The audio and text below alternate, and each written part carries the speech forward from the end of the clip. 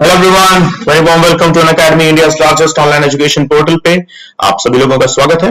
I am your educator Praveen Mishra and we are going to proceed with today's topic. As you can see the flags India and Turkey. So there have been some speculations, there have been some words in the market moving around, that some types of rumors actually, that Turkey has imposed a ban on India, a ban on the export products to India. So we have seen this news rolling around internet since past couple of days, specifically last 2 days, what we can say. Okay, so is it a true news? Has there been a sore relations between Turkey and India?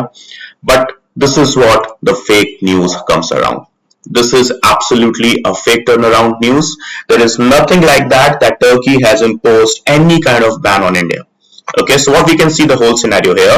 So New Delhi on Saturday, that is July 20, dismissed all of the reports that claimed Turkey has imposed a ban on defense exports to India. It's absolutely a disinformation, and this news has came from specifically the Ministry of External Affairs. जहां से news आनी चाहिए थी, वहीं से ये news आई है.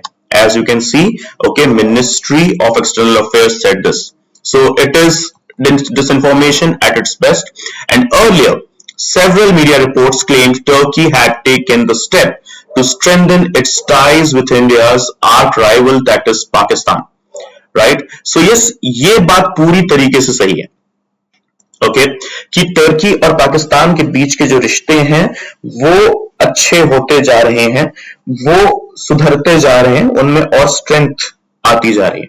लेकिन इसका मतलब ये बिल्कुल भी नहीं है कि इंडिया और तुर्की के रिलेशंस खराब होते जा रहे हैं. एंड स्पेसिफिकली स्पीकिंग, अगर इंडिया और तुर्की के रिलेशंस में कुछ खटास आई भी है, कुछ अगर प्रॉब्लम्स आई भी हैं, तो भी उसको लेकर उतना बड़ा इश्यू नहीं होना चाहिए, because Turkey, as we know it very well, the sick man of Europe there, right, not a big deal, है ना. ऐसा नहीं है कि तुर्की कोई बहुत बड़ा सुपर पावर है और उसके साथ पाकिस्तान के रिश्ते अच्छे हो रहे हैं और उसके हमें टेंशन लेने की जरूरत है.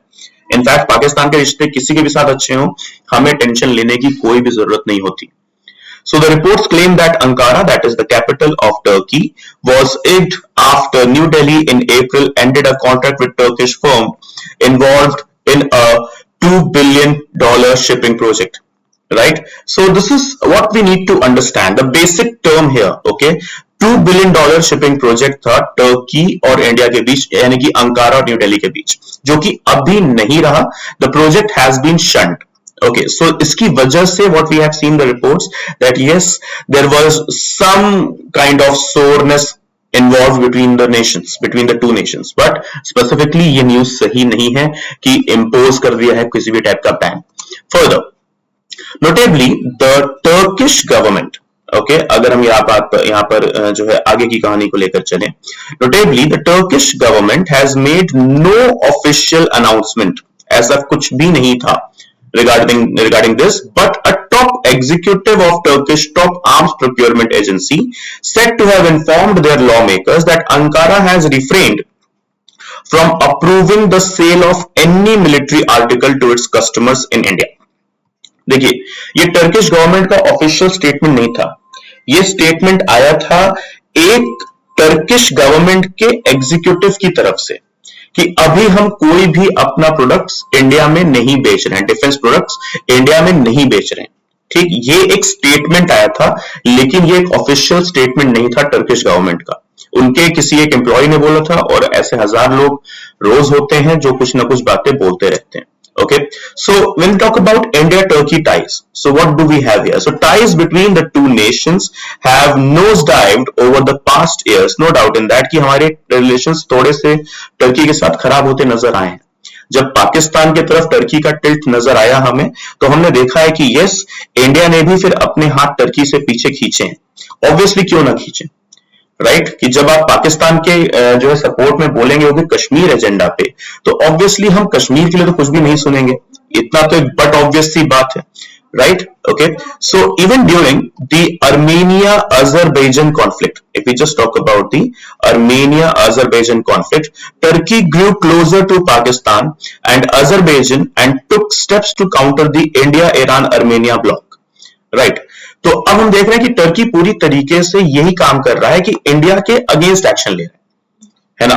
जब अर्मेनिया अजरबैजान का कॉन्फ्लिक्ट है उसमें आपको सीधे सीधे पता है कि India is supporting Armenia, right? And you are favoring a bloc that is, absolutely against India. So obviously relations तो सोर होंगे ही, relations खट्टे होने ही। लेकिन हाँ, टर्की की इतनी भी अभी स्टैंड नहीं है, उनका इतना भी मार्केट वैल्यू नहीं है कि वो किसी भी टाइप का बैन इम्पोज करे, वो भी हम पे, right? So they do not have that economy, they do not have that geopolitical stands as well. Simple शब्दों में उनकी इतनी औकात नहीं है कि वो हम पर बैन इम्पोज करें, right?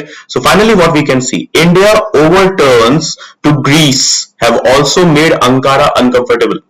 Greece has reportedly offered to become India's gateway to Europe as part of the ambitious India Middle East Europe Economic Corridor IMEC. जैसे पाकिस्तान और चाइना के बीच CPEC है, चाइना अपना सिल्क रूट 2.0 या बेल्ट एंड रोड इनिशिएटिव तैयार करना चाह रहा है, उसी तरीके से हम भी यही कोशिश कर रहे हैं कि हमारे और यूरोप के बीच का जो ट्रेड है वो बना रहे without any hassles in between, without any odds, without any breaks in between. So for that what we are making India Middle East Europe Economic Corridor IMEC, और इसके लिए हमें ग्रीस ने ओपन सपोर्ट दिया है, जिसे बोलते हैं ना खुला सपोर्ट, राइट? कि नहीं आप बनाइए, हम आपके साथ हैं. अब इसके चक्कर में भी ऑब्वियसली टर्की थोड़ा सा नाराज चल रहा है. क्यों? क्योंकि टर्की पाकिस्तान के सपोर्ट में है. Turkey is equals to Pakistan, Pakistan is equals to China, right? So ये एक लव ट्रायंगल चल रहा है जिसकी वजह से टर्की हमसे दूर होता जा रहा है. But point is we don't give a damn as of now, right? So earlier this year New Delhi also hosted the chief of the Hellenic National Defense General Staff Dimitrios Skopis at a fighter base in a clear signal to Ankara that Athens is India's priority in the region, right? तो हमने ये चीज एकदम clear कर रखी है कि देखिए ऐसा है डियर टर्की, आपको अगर ऐसा लग रहा है कि हम आपसे किसी भी मामले में जो है पीछे हैं या किसी भी एंगल से हम आपसे डर जाएंगे, तो ये आपकी गलतफहमी है. आप अपने डियर फ्रेंड पाकिस्तान और पाकिस्तान अपने डियर फ्रेंड चाइना को ये बात क्लियरली बता सकता है. So this is what guys we have got for the news. Okay, ध्यान रखना है आपको सारी चीजें कि Turkey hasn't imposed any kind of ban, ना ही उनकी इतनी कैपेबिलिटी है. ओके, फर्दर यहाँ पर टर्म्स में आपको दिखता है IMEC, that is India Middle East Europe economic corridor. Okay, so ये आपको पता होना चाहिए क्या है क्या नहीं है. इसके अलावा ये भी ध्यान रखना है कि India Greece relations they are now stabilising more as compare to the previous decades. Apart from that Turkey Pakistan they are close, okay, and that's nothing to fair about. Okay guys, so ये बातें ध्यान रखनी है हमें. चलिए आगे चलते हैं हमारे आज के आगे की बातों की तरफ. सो प्लीज गाइस ध्यान रखिएगा, अभी नहीं तो कभी नहीं, 15 months UPSC subscription at just rupees 23,999 rupees. Okay, so summit batch 2025 ये जो कि 26 जुलाई से स्टार्ट होने वाला है. Quickly grab the opportunity guys, do not let it go.